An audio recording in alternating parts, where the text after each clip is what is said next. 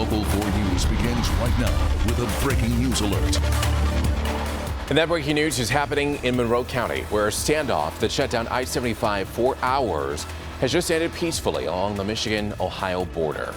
That story does top our news at noon. Thank you for joining us. Northbound I-75 is already reopened, and crews are now working to clear that southbound lanes to have that side reopened soon.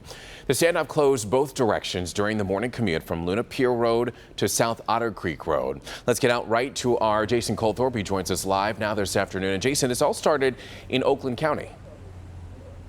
It did, and as you said, it ended not far from here, Evrod, in Monroe County. A long way to go. And first, let me start by showing you the most gorgeous thing they've seen in this part in hours in this little area here, and that's cars able to get back on I-75 northbound. You see, just moments ago, this was all backed up as they finally reopened this, and it cannot be understated just how bad the traffic situation was while both sides of 75 were shut down.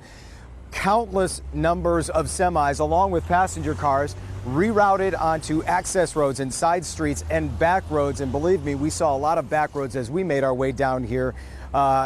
We saw just about every acre of Monroe County, and there were semis everywhere. Now, as you say, it started in Oakland County much earlier this morning when a man called police and said he was concerned for his roommate, who he thought was suicidal. A chase ensued. After MSP located that car with that man, it ended all the way down here in Monroe County on I-75 when his car became disabled. And let me show you some pictures from Sky 4 earlier as MSP, once that car became disabled, the man's SUV, MSP wanted this to end peacefully above everything else, and they started negotiating with the man, and just a little while ago, about a half hour now, they were able to peacefully get him to surrender. He did have at least one firearm. Police are checking to see if there were more than that at this point. Here's what MSP said about the whole situation just a few moments ago. At this time, he's being evaluated by medical personnel. There's no visible signs of injury, but we do want him evaluated before we transport him to the Monroe County Jail. He will be facing charges of resisting arrest and fleeing and eluding here in Monroe County, and then we'll be reopening the freeway here shortly. Now, while this chase was going on, the suspect was Facebook Living, and police were watching that. And when we talked to police, they said that greatly aided their investigation and how they handled this case. We're going to talk about that coming up later on Local 4 at 5 o'clock. Evrod? We're definitely going to be tuning in for that, but thankful that this whole situation ended peacefully. Jason, thank you. Also developing this afternoon, police say they were forced to open fire on robbery suspects accused of trying to break into the Sweet Dreams Bakery right there at 13 Mile and Ryan. One of the suspects was shot in the arm. Local 4's Nick Monticelli joining us live now this afternoon. You've been following this story since earlier this morning. Investigators saying that they've been tracking this group for a while, Nick. They've been tracking this group for a while, and in fact, they think this is a much larger crime ring. In fact, they had an investigation team come in overnight to try to track this team, and they could be responsible for more than a dozen break-ins in the Tri-County area. Now, one of those suspects is here at the Warren Police Department. The other two in the hospital, as you mentioned, one after being shot, one after getting injured as their SUV crashed at the end of a police chase. And you could just see as the cars just whipped around S-curves all the way through. CJ May had what you'd consider a front row seat to what happened early this morning. First, hearing the gunshots, officers were forced to fire. All of a sudden we heard firecracker gunshots. We didn't know what it was. What it was those officers nearly being run down by a robbery crew they had been tracking. Around 2:30 this morning, they caught the robbers in the act trying to break into the Sweet Dreams Bakery at 13 and Ryan. When they tried arresting them, they jumped into a stolen SUV and drove at the officers, who fired their guns. One suspect was hit in the arm. One person was taken into custody there, but two others, including the one shot, took off in this Jeep driving at the officers, prompting a high-speed chase all the way to Detroit's east side. They crashed at I-94 in Connor and were arrested. This robbery crew has been at it for a while. Take a look at this surveillance video from a restaurant in Warren police think they broke into in July. They are suspects in at least a dozen robberies so far. This morning's takedown was part of an operation, a team of investigators who came in overnight to track them. It wasn't just a haphazard, oh look, these guys are moving, let's go spring into action.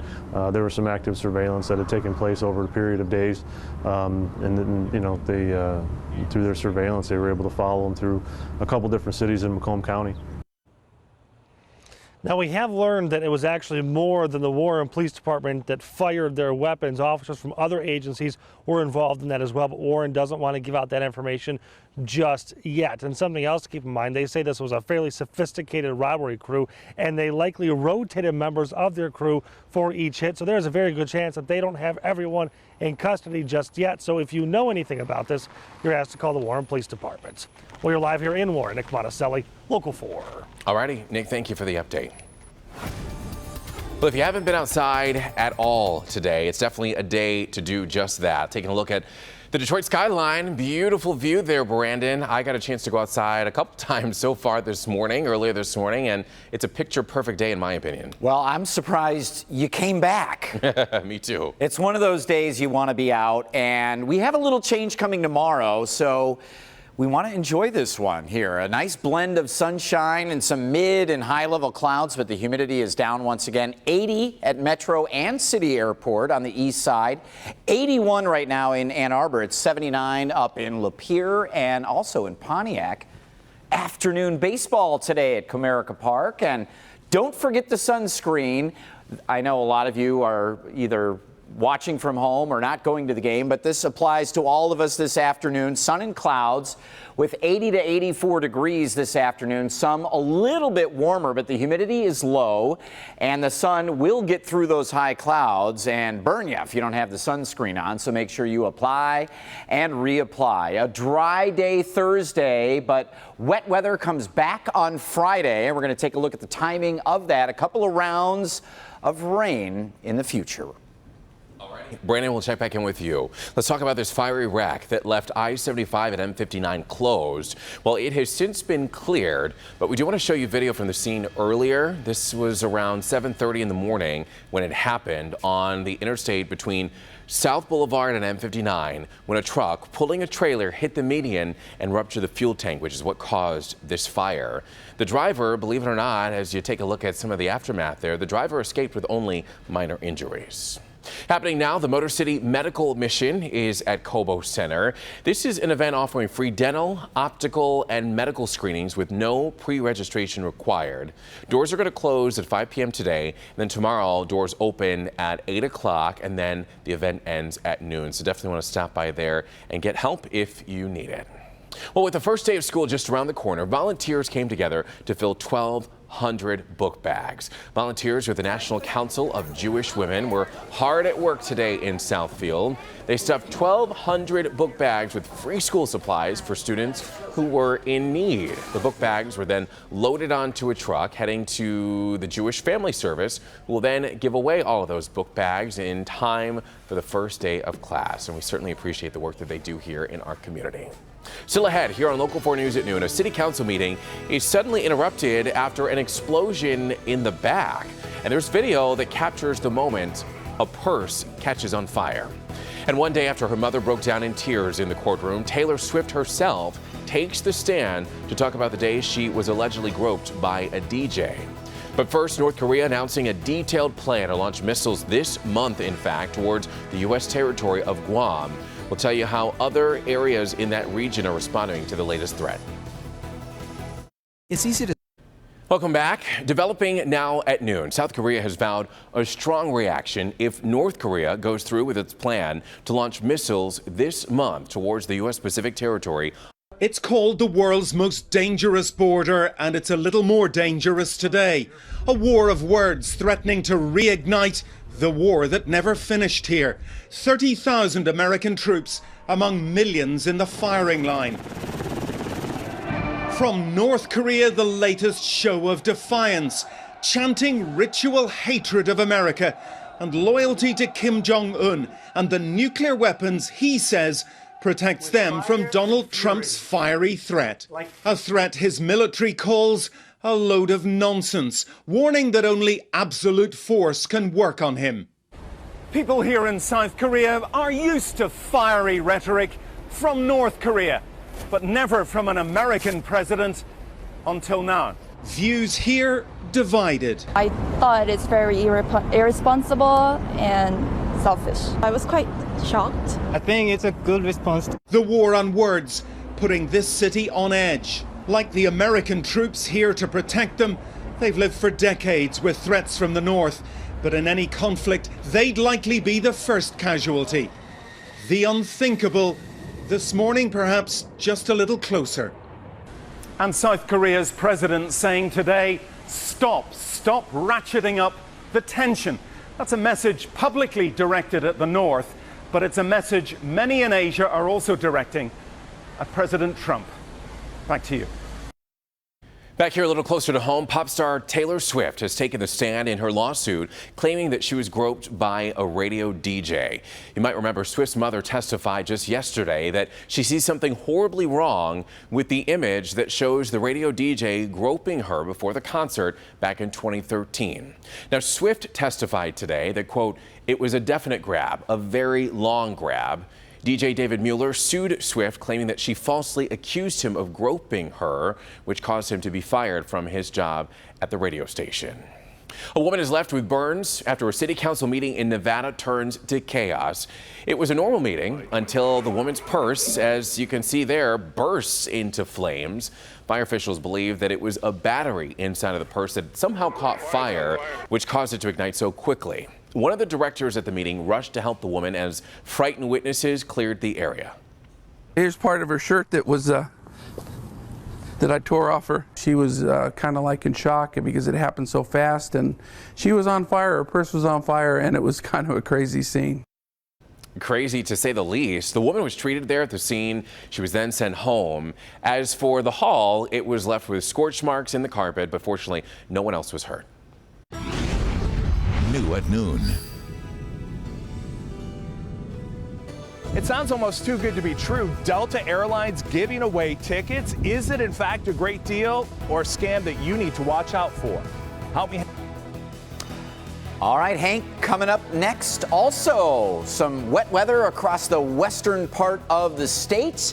Anybody's grass and garden a little crunchy? We have a decent chance for rain and thunder showers. Not the greatest timing, but we'll explain everything next. He was beaten nearly to death by his own brother. We showed you his miraculous recovery from this to this. We were there when he took part in his first 5K race. And now we're helping Sal Cipriano make his dream come true right here at Comerica Park. Today he is throwing out the first pitch, and we are with him every step of the way. Don't miss my special report tonight at 11. All right, welcome back, everybody. It is time to take a look at the forecast with meteorologist Brandon Rue, updating the forecast to the very last second, aren't you? Running in here, trying to get a cool storm pin set up for you. And we're anticipating the rain. Storms possible tomorrow afternoon, but that is the best usage of our local 4 storm pins. Free app under WDIV. 80 degrees outside right now. Notice the feels like temp.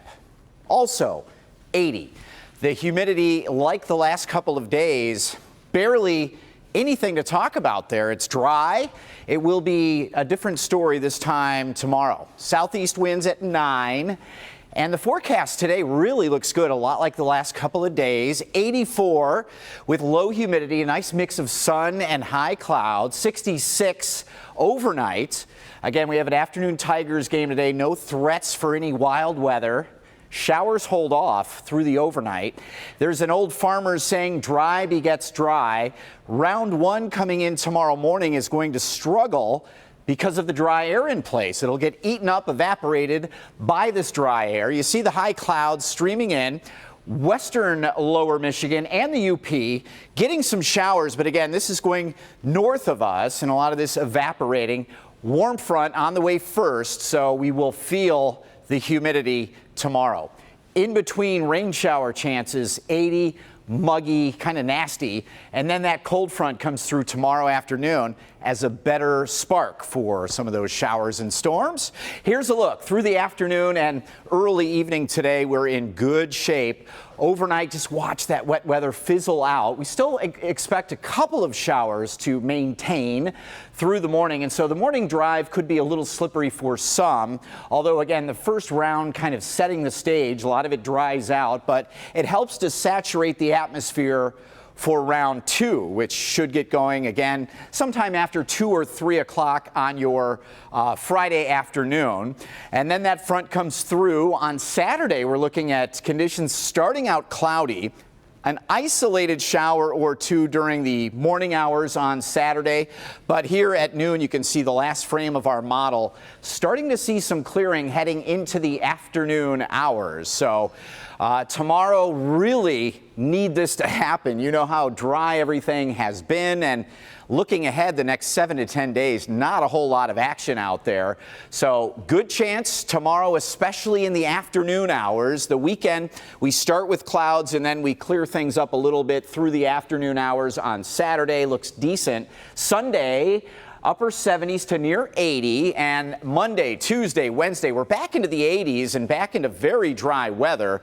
Could be another probably 8 or 9 days from now. So Friday this week and Friday next week, according to the model data, are rounds of rain. All righty, Brandon, thank you. Well, it is too good to be true. You might have heard a rumor about Delta Airlines giving away free flights. Well, our consumer investigator, Help Me Hank, reveals that this is a scam that many people are actually falling for. The deal certainly sounds good. It's floating around the internet and also on Facebook. But is it a big scam? 2 free airline tickets anywhere in the world. It sounds amazing. That's what most people were thinking when they saw this Facebook post. But before you log on and sign up, you should know it's a scam. When somebody gives you something for free that you've never talked to before, you've never interacted before, it's a huge red flag. A fake Delta Facebook page about this giveaway for the airline's 88th anniversary. More than 5,000 people tried to cash in on the phony giveaway. If anybody's going to give you something for free, it's usually a shopping bag. It is not plane tickets. Delta telling Help Me Hank they don't promise free travel that way, and that the Facebook page is in fact a fake. So if you see something like this and it seems too good to be true, do your research. And see what pops up, because that's the quickest way to figure out if in fact it is a scam. And never click on a link that promises free anything. That can cause you to have a computer virus. For all you know that they've put a Trojan horse into your computer just so you can get that free information.